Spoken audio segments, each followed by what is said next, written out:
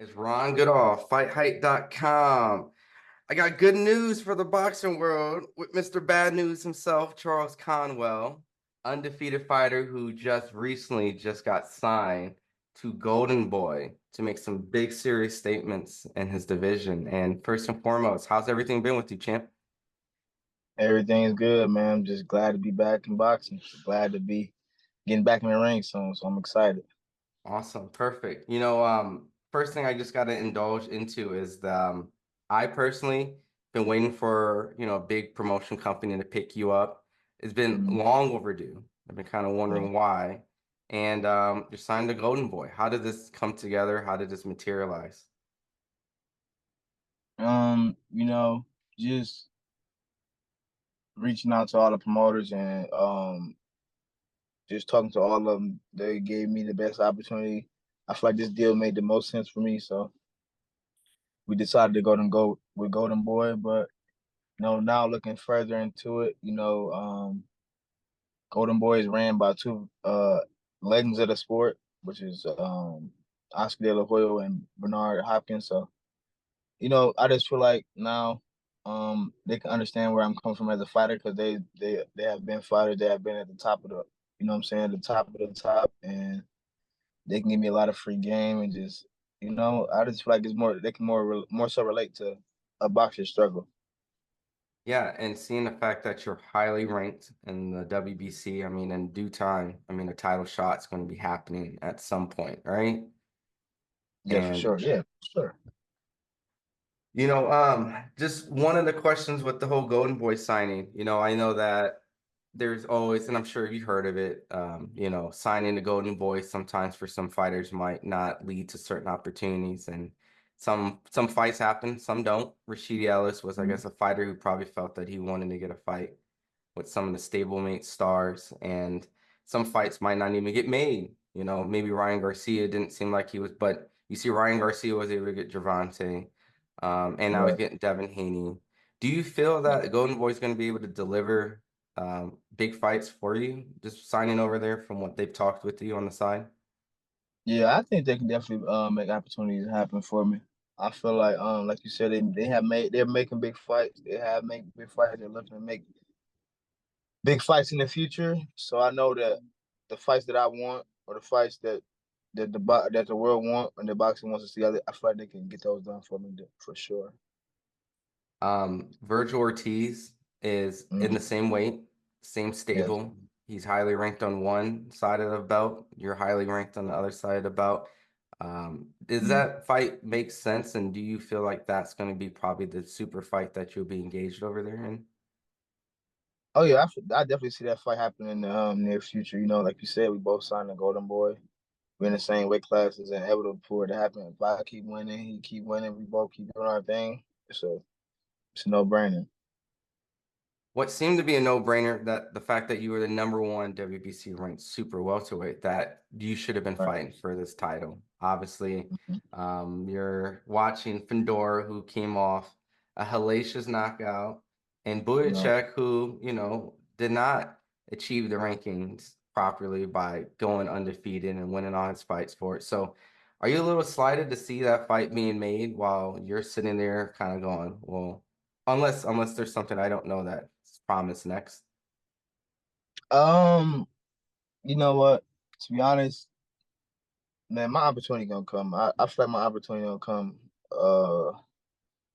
It's it's weird that it's for the full world title now, but it also kind of makes sense, Charlo brothers and Risa. So man, I'm they made moves to made the fight happen. So congrats to them. But you can't run from the number one. And I'm just gonna continue to keep being great, keep fighting, keep winning, and and hopefully I get my shot. That's all I can worry about.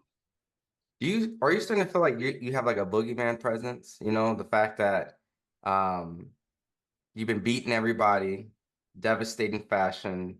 Um, they're pretty much not, I guess, going into the dark side of boxing, but similar kind of situation where Matias and you have something very similar in your boxing career, and they call him the boogeyman. Nobody wants to fight Matias.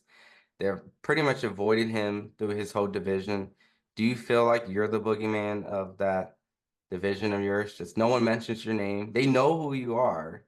You're highly ranked.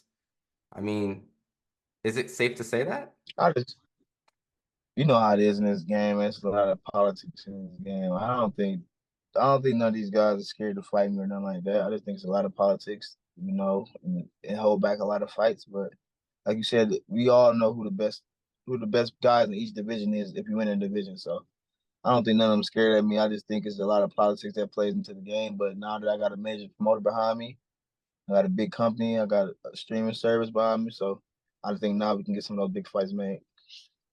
From your mouth, obviously you see yourself as the best in the division that just hasn't had the Mhm. opportunity. Who do you feel like you have to fight to get that?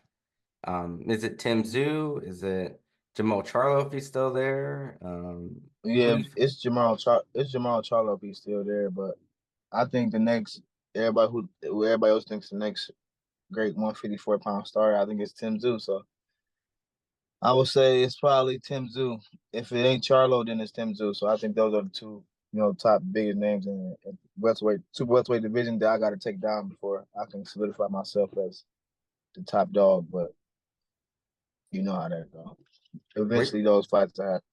were you surprised to hear Thurman going up in your division facing Tszyu, big guy, active, knockout machine, kind of? Yeah, I actually was kind of surprised about that fight, but to be honest, I think that's a pretty good fight. I think that's gonna be a competitive fight for at least the first half of the fight, and then I don't know how the fight goes at the second half, but we'll see.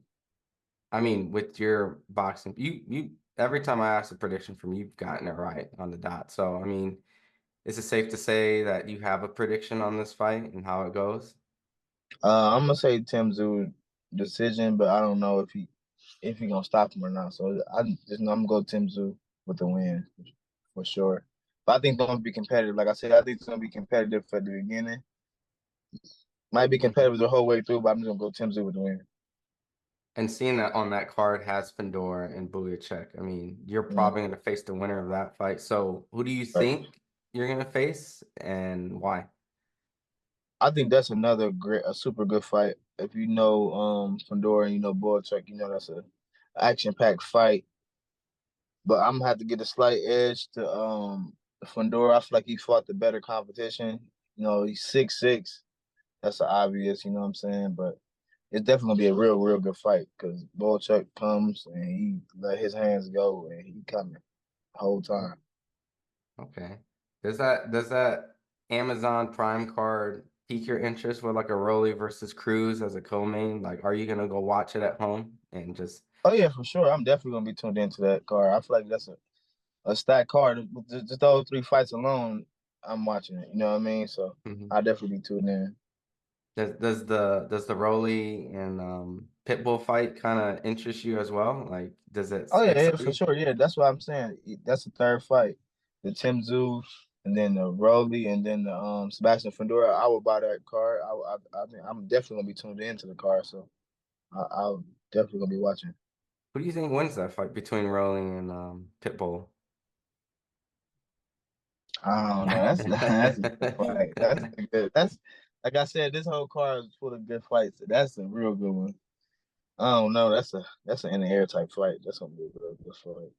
Okay, okay, fair enough. 50-50 is what I got right there. Yeah, yes, 50-50. Just kind of catching up with your journey. When I talked to you, you've sparred guys like I believe like Tony Harrison and Sean Porter and former world champions all. Like, have you recently from then to now have added more people that you worked with and just curious who? Not nobody new recently, but yeah, not nobody new. That's of a name like that. I Hmm. don't know. I don't know.